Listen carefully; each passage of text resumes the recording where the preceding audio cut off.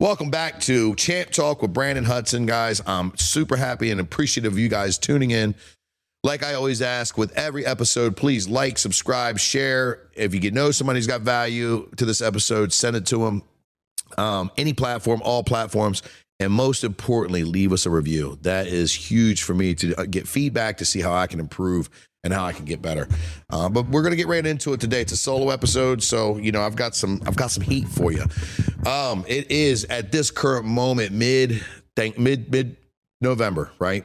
So by the time you hear this, it'll probably be end of November, beginning of December. We're in the thick of holiday seasons, and this time of year is always interesting for me because it just seems like once I think Halloween hits, everyone has an excuse to kind of pull back off the pedal, so to speak. And listen to me, I'm not big. I am big, but I'm not big on grind culture. You know what I mean? I know that grind culture is important. I know that we're trying to, get to the next level and all that shit, these buzzwords that you hear, but I'm not necessarily fully invested and immersed in grind culture either, because I have a family. I actually have two different lives. When you look at it, I have children that are already grown and grandchildren and a brand new child they'll be 3 years old in December. So for me, there's a lot of things that I value that are a little bit different. I love grind culture, but I'm also not necessarily, a firm believer that we should work every single hour of every single day and not reap the benefit of our rewards. But I do know this. I do know that if the majority is doing something, I like to be the outlier that does things differently than what everyone else does. And right now, you see it in the gym business, you see it in real estate, you see it in sales, you see it in a lot of businesses where it's the holidays and people are just basically, they're just basically checking out. You know what I mean? They're coasting through. You've got Halloween, you got all the fall activities, getting kids back to sports and back to schedule, in school. Then you got, Thanksgiving, a lot of traveling. Then you got Christmas and the New Year, and all of a sudden it's a new year, new me, right? And I think that has a lot of reasons and purpose behind why people fail so much in the months of February and March with their New Year resolutions, because it's kind of like this same redundant type of pattern where, in the beginning of the year, we're trying to switch up some things, trying to be motivated, trying to do our thing. Then we turn around and spring comes around and either we're really on point or we're not. Then summer comes around and we've either fell back into our bad habits or we're starting to enjoy, summertime and what that brings. And, you get also like kind of little kink in your plans with, if you got children, they're not going to school, and then comes fall. And then, like I said, where we're at right now, you got the holidays. And I've watched so many people just follow that same redundant pattern over the course of, 10, 15 years that I've been in the gym business and combat sports business and worried about my health as well. I've fallen in those same patterns. I've been the guy that loves to pull back during the holidays. And in the holiday season is truly separation season. That is when you really have the ability to really lap your competition or really create that huge separation or gain massive traction on them. I also believe that New Year's is not when you begin your new year, new me. I believe the way that you end your fourth quarter and the way that you go through the holiday seasons is what's going to get you a really strong, motivated, and successful Q1 and Q2 of the upcoming year. So I want to really hammer down today on the importance of creating those habits now and not falling into the bad habits of all of the Christmas parties, all of the celebrations, all of the bad eating, all of the stuff that we get wrapped up in with, I think it's no secret that, we have this culture an ideology that we are going to, push everything for these illustrious, elaborate Christmases where, we're spending, thousands or tens of thousands of dollars on all of our loved ones and all of our families so that they all can, have all these gifts and all this miraculous feeling. I know a lot of people do that. Not everybody does that. I don't see the value in that. I don't see what I don't see what the big hype is. I've fallen into that pattern. My family's fallen into that pattern. It's just it's a cash grab for a lot of retailers and a lot of businesses, and I'm not against that either. That's their model. But I've learned years and years and years ago how important experience is, and having like trips and vacations and things like that, and giving an experience versus a whole bunch of gifts underneath the tree for children or even your loved ones. And I'm a gift giver. I love to see that Christmas spirit and that excitement out of my kids and my grandkids and my wife and everybody. I love that.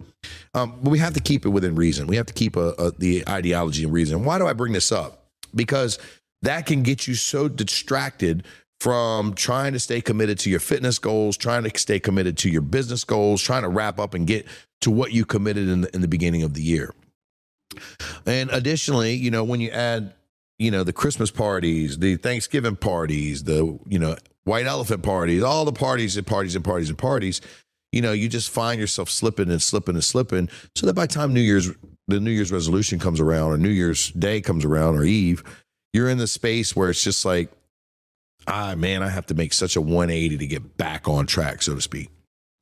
And I think that, putting stuff in perspective, you know what I mean? And one of the things that I'm doing right now is I've been doing a 30-day challenge where once Halloween hit, I love candy. I love chocolate. I love all that shit, right?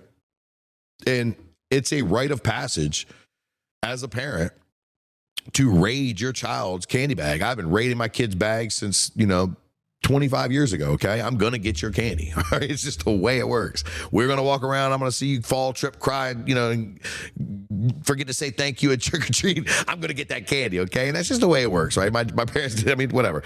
But again, that's a lot of calories intaking, you're intaking. That's also, kind of pushing you off of your goals a little bit, kind of giving you reasons to have a little bit of more discipline. If you're like me, I'm an extremist. This is why I can't do drugs.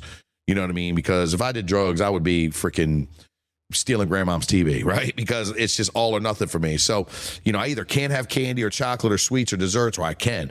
And if I do, next thing you know, I'm eating a dessert the next day, and I'm eating ice cream the next night, and I'm just falling back into that pattern. So for me, it's important that I sit here and say, hey, look, after Halloween weekend or Halloween day, or, after this candy runs out, we're going to go ahead and lock it for 30 days, right? Lock it for 30 days, get back on our regiment, get super strict, because guess what? In another 27, 25 days, we've got Thanksgiving, right? And Thanksgiving's going to bring, obviously what that brings, and leftovers and stuff like that. Another hectic schedule and all of the things. So, and then after Thanksgiving, it's another 30-day challenge for me. And what I'm doing is I'm trying to set myself up so that when I do, for one, I can enjoy the holidays and not have to be a fucking robot and be somebody that's, miserable while everybody's eating delicious food around me. And ultimately setting up my Q1, because I am a resolution person. Okay. I love a New Year's resolution. I love any reason. We've talked about this before. I love any reason to get there, get a reset button or some sort of motivating factor to push me into where I want to be. And I've been struggling with my weight all year. Like I have, for some reason, I don't know if it's because, I'm on TRT, which, I'm building more muscle. I don't know if it's because I've had gut issues, which we've kind of got those kind of under pretty much a handle on. I don't know if it's because I'm lacking discipline. I quit drinking alcohol about 3 months ago.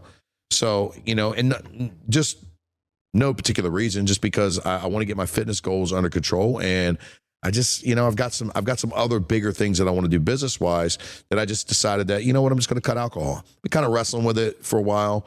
I had worked straight through both of my summers, 2 summers ago and summer before last. So I just decided that I was going to go ahead and, enjoy my summer this year. You know what I mean? My son's a little older. My wife's got that under control, and I want to enjoy myself and party. And I love to party. I love to have a celebration, right? And you know what I mean? I'm not a blackout drinker.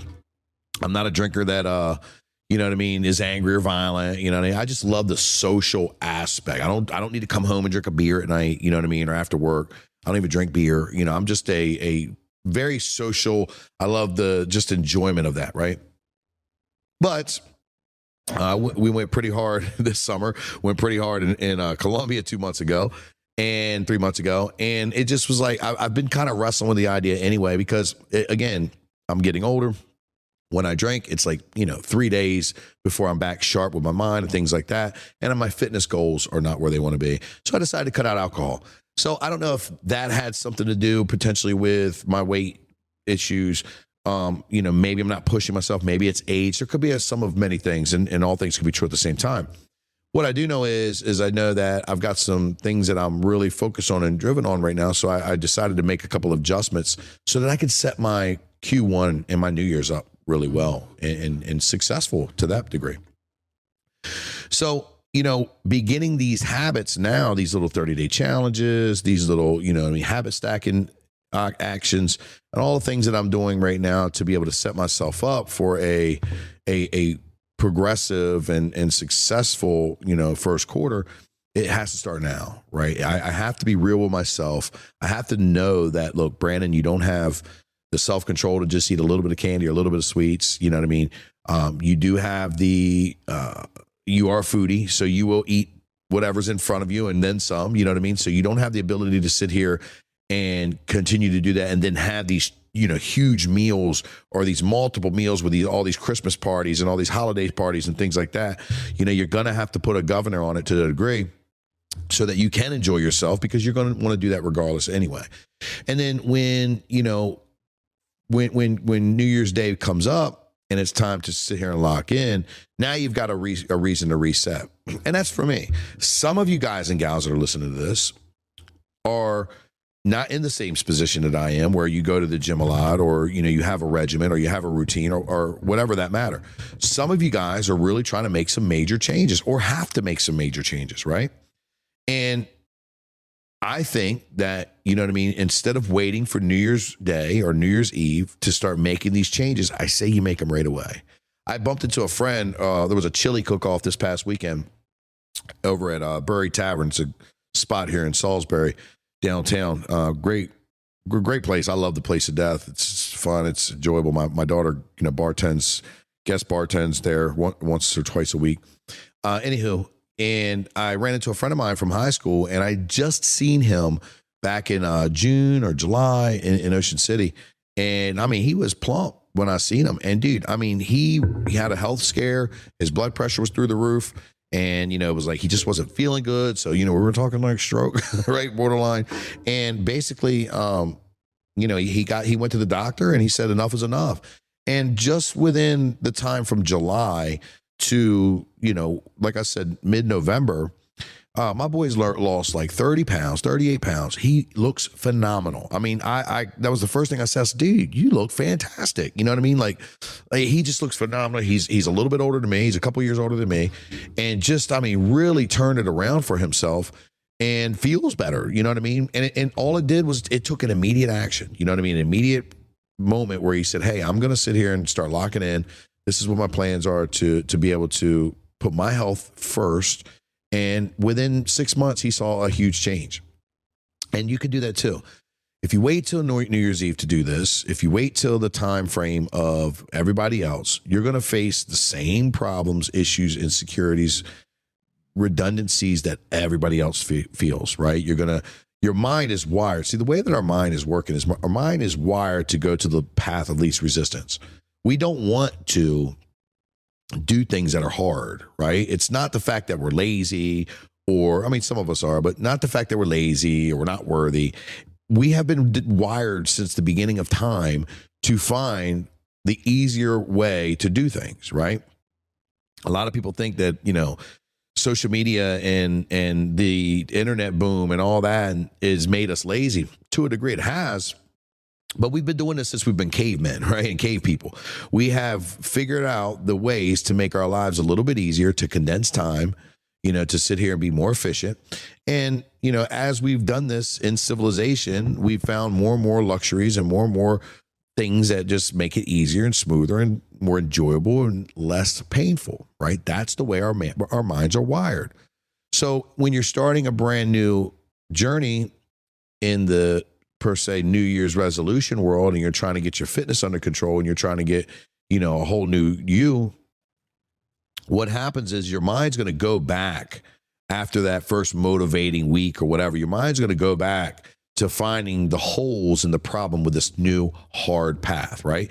It's going to sit here and say, well, the gym is crowded and all these people are here and I don't know where the machines are and I don't know where the equipment is and I can't do this. And you know what I mean? It's going to say, oh, well, I had a long day. I don't feel like it. My head hurts. I went to the gym yesterday. I'll go tomorrow. It's going to give you automatically all of these excuses and ways out because it wants to find the path of least resistance. See, we have the conscious mind and the subconscious mind, right? We think that the conscious mind is running the show. The conscious mind is the mind that's telling you it's probably a good idea to go to the gym for your health reasons. You want to look better. You want to be more attractive. You want to feel better. You want to do things that you used to do. You know what I mean? Whatever the case. And your conscious mind says, we're going to get a membership and we go get one. Our conscious mind says, we're going to go to the gym today. We go. Our conscious mind says, we're going to lift this hard and heavy shit. We're going to feel really good about ourselves. And we do this, right? Or we're going to go to the combat sports division and we're going to start, doing jujitsu or doing kickboxing and Muay Thai or boxing. And it feels really good to do so. All the while, as you continue to do this, your brain is now developing new pathways from one side of the brain to the other, right? This is big in addiction, right? Your mind basically sends, electrons and neurons and messages from one side to the brain to the other side of the brain. And all you science techs and geeks out there, don't flame me because I'm not 100%, accurate with my vernacular. But basically, your messages that you're sending back and forth from one side of the brain to the other create these pathways, and these pathways become very familiar, right? That's why, like in addiction, songs and actions and people can trigger your people that are in recovery from wanting to use again and so forth, right? We're trying to rewire and recreate new pathways, okay? Same with fitness, right? Or same with any other thing you're trying to start. So you're trying to create new pathways by going to the gym, by feeling better, by lifting heavy weights or doing jujitsu or doing combat sports or whatever it is, whatever your thing is that you're doing now, you're creating new pathways. Then the subconscious mind starts to kick in. And the subconscious mind is like, all right, we've had enough. It's been 2 fucking weeks. It's been 2 months. It's been whatever.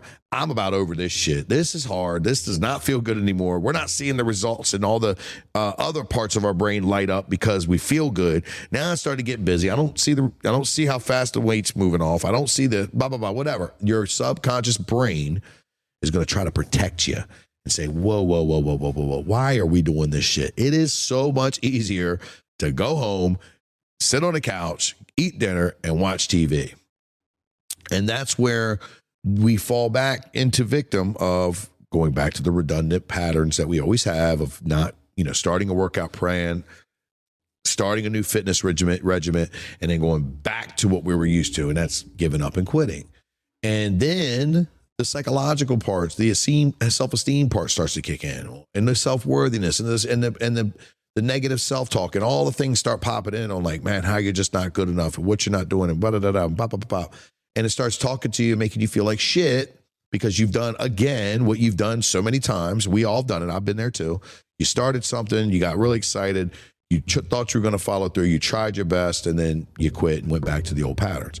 It's not always necessarily you. And I'm not trying to give you guys an out or be too soft on you because I'm a hard coach. I am the way that I am.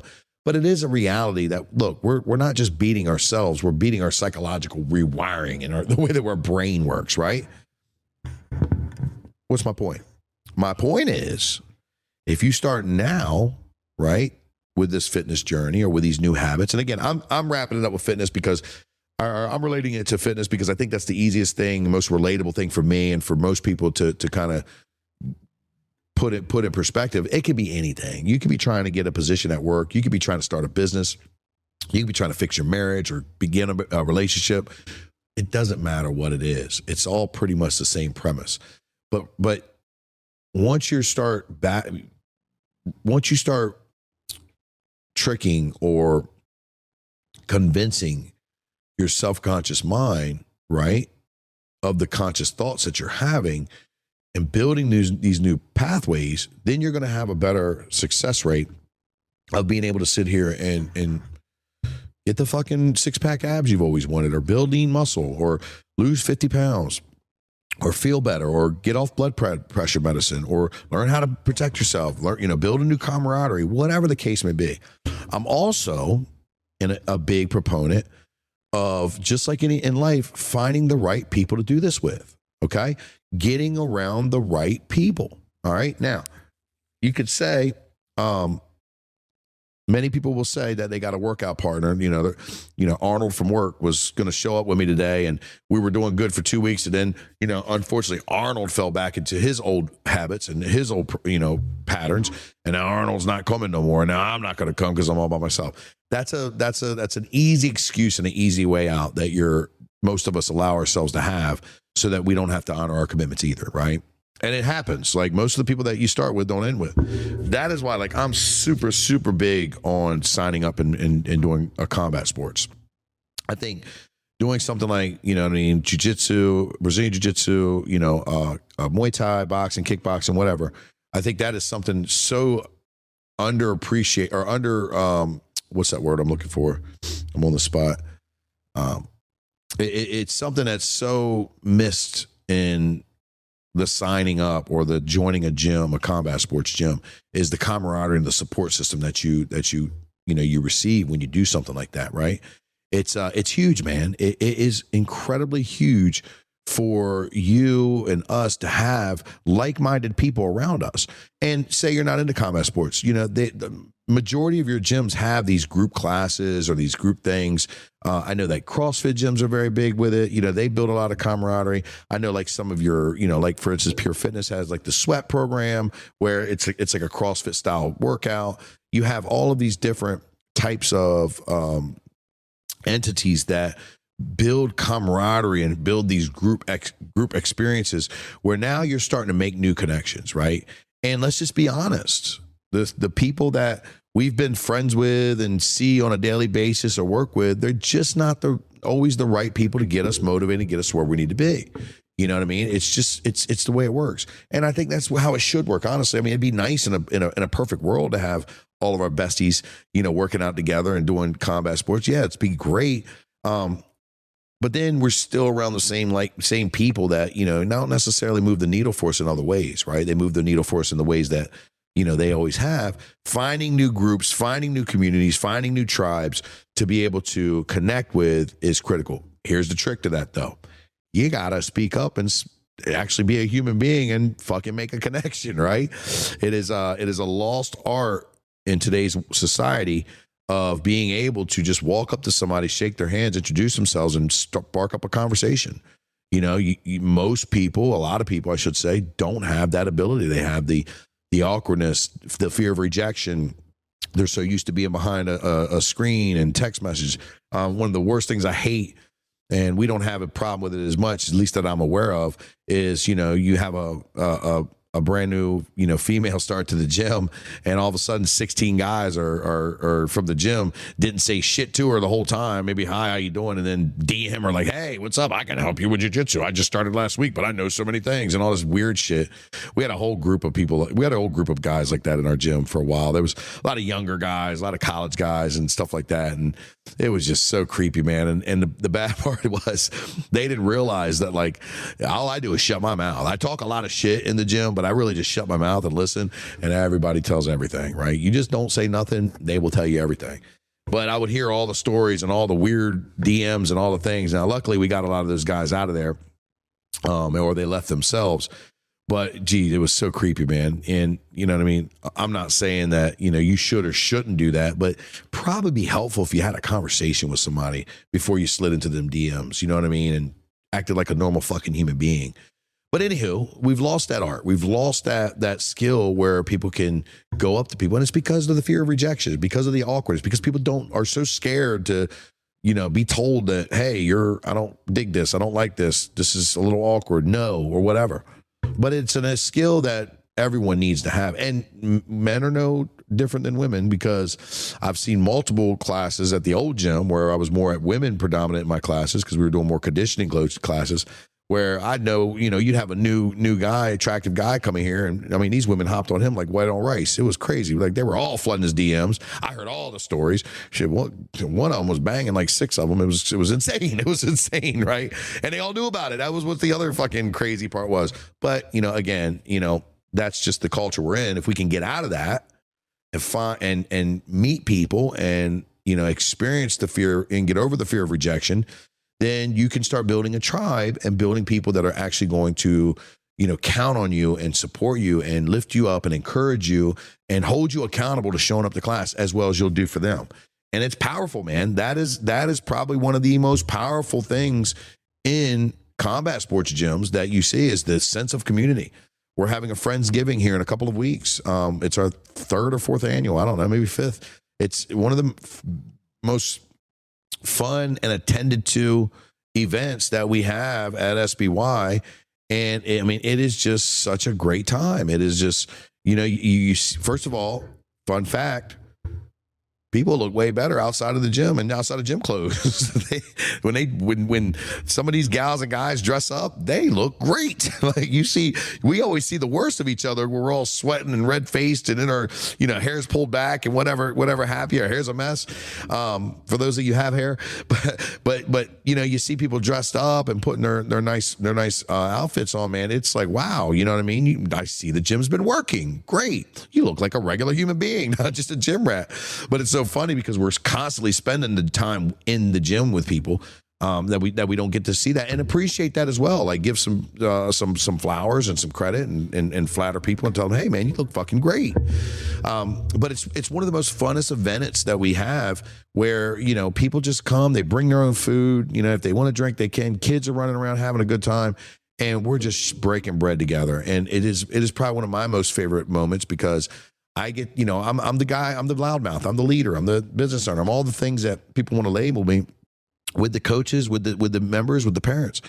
And I get just to hang out and just, just be relaxed and not have to worry about, showing up that day and, instructing or being on or giving the life lessons, just being me and enjoying the company of the people that we go to war with and we grind with and we work out and we do all the things and have so many conversations and stuff like that with. It is such a fun event. And, those are the things that you're going to find when you build these communities inside of the gyms, you know what I mean? And it can't just be here at SBY MMA or even in my hometown in Salisbury. Everyone is seeking tribes. Everyone is seeking new people. You know what I mean? And new groups to accept them, and they want to be accepted. So when you have that, you have the ability to really hold yourself accountable and become more successful with what you're trying to do. I think another really important thing to keep in mind is I like to also plan out what my word or my phrase is going to be leading up to the new year, right? Every year I take the time in about November, sometimes in October, to start reflecting back on my year, to start looking back on my word for last year and what that represented, right? Or my phrase for last year and what that represented. And it's funny because, during this time, you're looking back and reflecting, and then you're building up a new word for the year to come. And every year that I've done that, I've come up with a word or a phrase that has been, my intention to circumvent everything around that word for the year, right? And it always ends up, this is really common for me, that my word starts off strong in the beginning, and then right around like May or June, I kind of lose sight and forget necessarily that word or that I put that word out there, and something reminds me that was my word, some event in life or whatever is going on at the time that will remind me that, oh, that's right, my word was this. And then a month or two later, or even in that same time frame, I'll start seeing that the intentions of what that word meant in the beginning when I first put it out there ended up having a whole nother meaning by time I come around mid to third and fourth quarter of the following year. And it's really incredible because you notice that the word was put out for one reason, but you found out that word meant something else for you and still had relevance later on that year. And I started doing this in October and November. I start really taking some time to reflect back and say, hey, did I really honor, that word? Did I do everything that I should have done to make that word a real thing?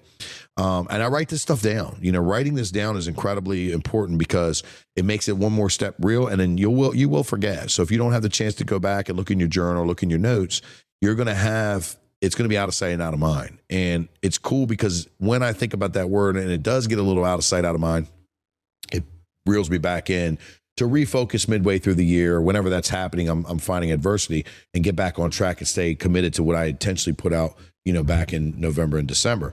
But man, I tell you, setting up an intentional word for the year or phrase for the year has been such a game changer for my life because it's given me the ability to still continue to go after what I want, stay on track, stay accountable, and put things in perspective when things don't make any sense.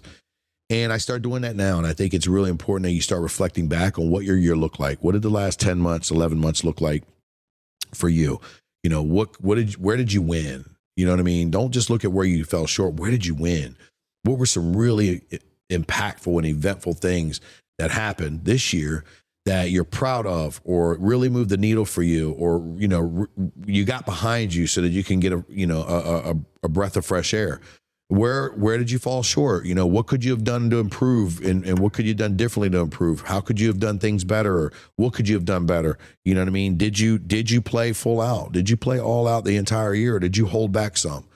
Were you able to go above and beyond? Were you able to live by your core values? Were you able to honor those core values? Did you hold people accountable? All the things, man. You can go over so many different layers and so many different things and reasons as to what it was and what it is that, you set out for your year. And I do this nowadays, or at this point in time, because it gets me fired up. It gets me excited for when January 1st comes around. You know what I mean? It keeps me in line with my goals and my intentions when, November and December, I'm trying to figure it all out and reflect back. You know what I mean? It pushes me a little bit more. See, I'm in the gym business. I'm in the coaching business. I'm in the motivational business. I'm in the personal development business. I'm in all of that, right? It is hard to stay motivated when you're in the motivational space. Right? In my opinion, it's hard to stay fired up. I have the accountability of my coaches and my members and people that learn from me to help, keep me, on track. I do always think that if you're leading people and you have, a sense of awareness and introspection, then you're going to hold yourself to a higher standard of an example than you would, had you not. It still is easy to sit here and cut corners and to not do the work and not do the things that you need to do. So for me, it's hard to stay motivated. It's hard to get fired up. It's easy to create the habits. And for me, it's easy to continue to master the mundane. I've gotten over that hump where I just focus on mastering the basics and the fundamentals. And I repeat, and repetition is huge for me. But it's hard to get me fired up and really want to push that needle. So I'll take any fucking thing I can get to get me fired up and get me motivated, like creating a word for the year, or having a New Year's resolution, or having a 30-day challenge, or having anything. I used to love when I competed, dude. I miss fighting so much. I love it. I still train hard. I still fight with these young guys at 44 years old. But it's just nothing like being in a fight camp and nothing like competing. And it is the most nerve-wracking thing that you can do. But man, that camp, that 8 to 12 week camp that I would have me so locked in and so dialed in. And the fun fact about it was I was so beat up and exhausted throughout the course of that camp. That is the most mind-boggling and most craziest part to all of that is I would be exhausted because I'm training so much, and that's all my life has consisted of. And you're always behind on rest and recovery. I'm beat up because I'm getting beat up, 2, 3, 4, 5 times a day, or 5 times a week, excuse me. So my body's sore, my body hurts. I'm slower to get going, but yet I'm the most focused and dialed in and most driven and motivated individual, you know what I mean, that I can be. And you know, it comes from the exercise, it comes from the mindset, it comes from the nutrition and the diet, it comes from the people, places, and things that you put yourself in and around. It comes from all these, you know, great factors that help you just stay fully fucking locked in and focused. And I loved it. I loved it. I miss it so much.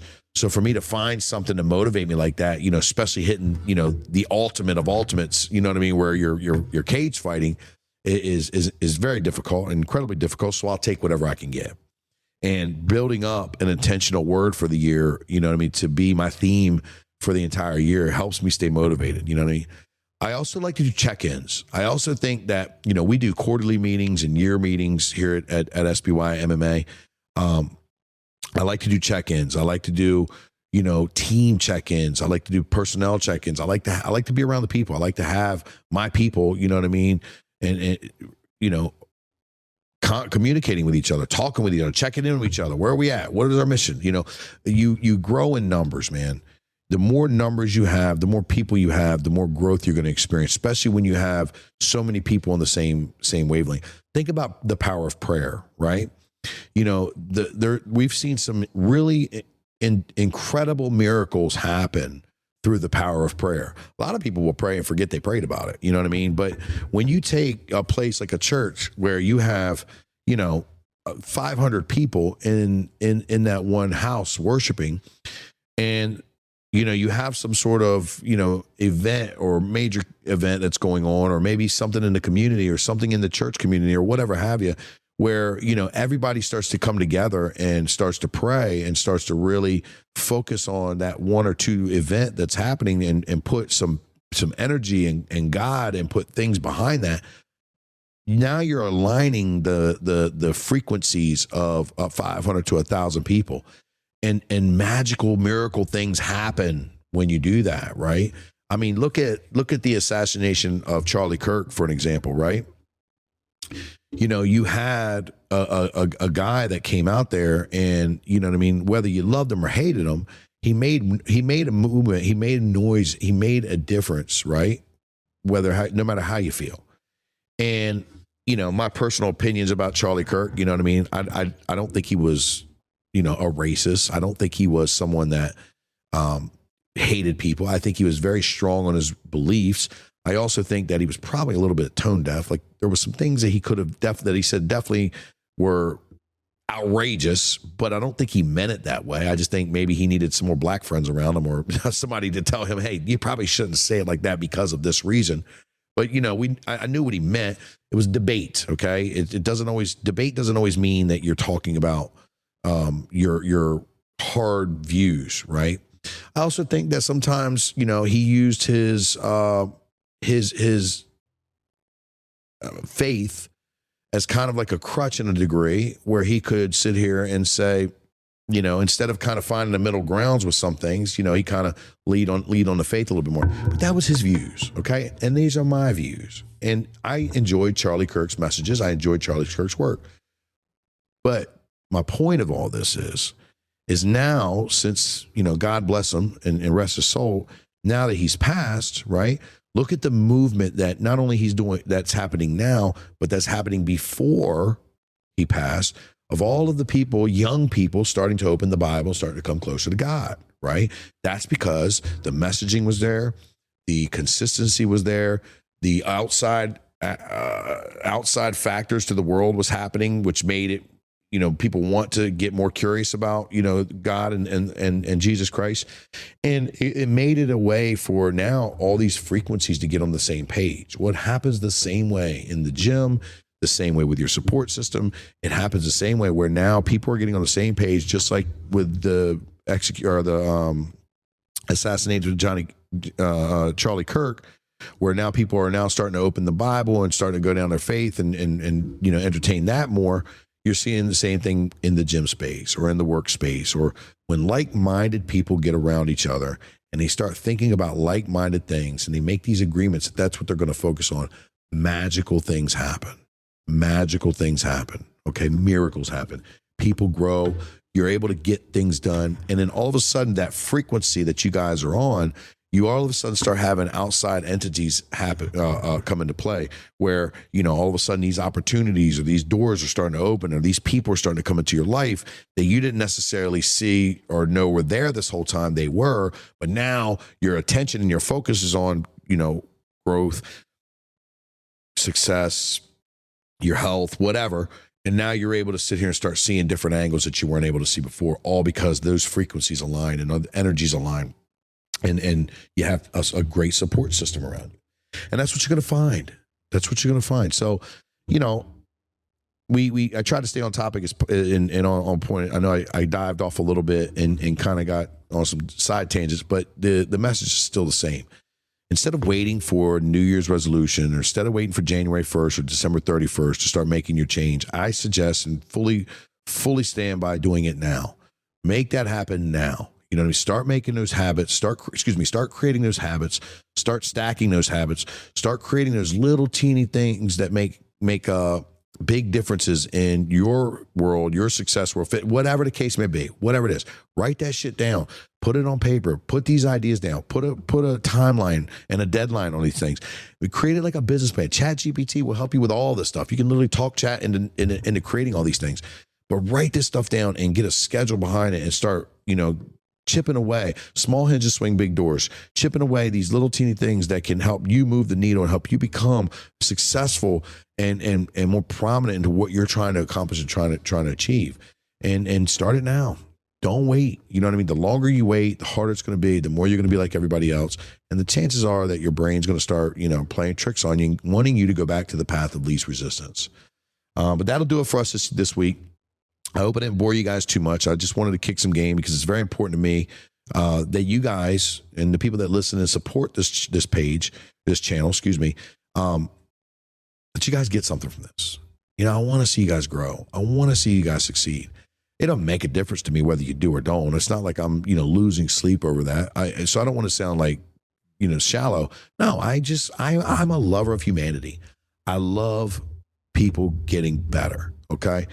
I'm not a huge influencer when it comes to, the millions of views and listeners and followers of influence and all that. That's not what I am. As a matter of fact, it's not even about me. Okay. It's about the messages. I'm a vessel.